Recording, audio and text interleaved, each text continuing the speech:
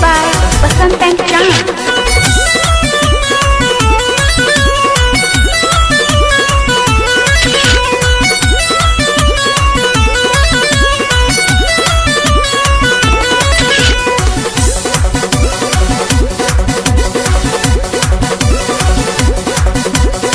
कार्तिक महीना में हो गईल प्यार हो का कही सखी उहो कर इंतजार हो। कार्तिक महीना में हो गईल प्यार हो का कहे सखी उहो कर इंतजार हो।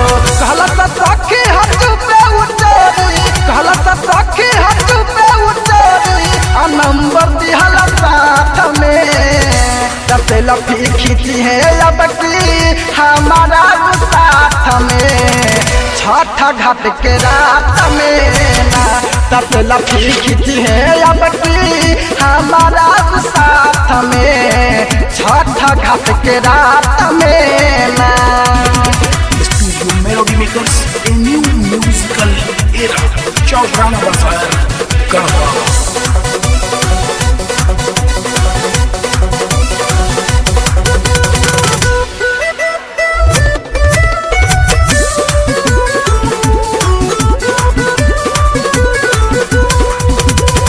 हमरा उ चलते कैले छाती के पड़ब हो प्यार नहीं हो तो जाइते अरब हो।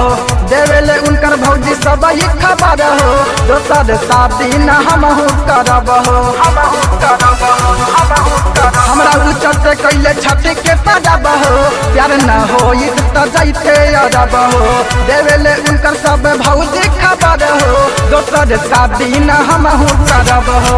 आई लव यू कह देनी हमहू I love you कह देनी हम साथी पहले मुलाकात में तब से लफी खींची है अब की हमारा साथ में छठ घाट के रात में ना तब से लफी खींची है अब की हमारा साथ में छठ घाट के रात में ना।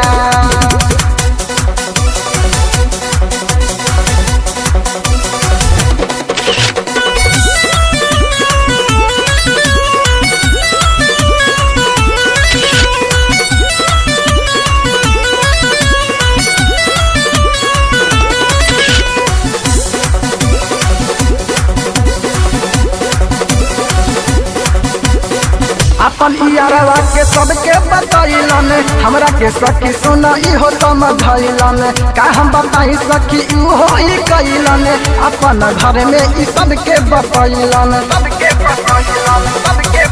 अपन यारवा के सबके बतैलन हमरा के सखी सुन इहो समझैलन का हम बताई सखी इहो ही कैलन अपन घर में उ सबके बतैलन।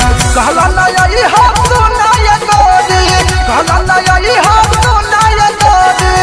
सखियन के साथ में तब से लफी खींची है अब की हमारा साथ में छठ घाट के रात में ना तब से लफी खींची है अब की हमारा साथ में छठ घाट के रात में ना।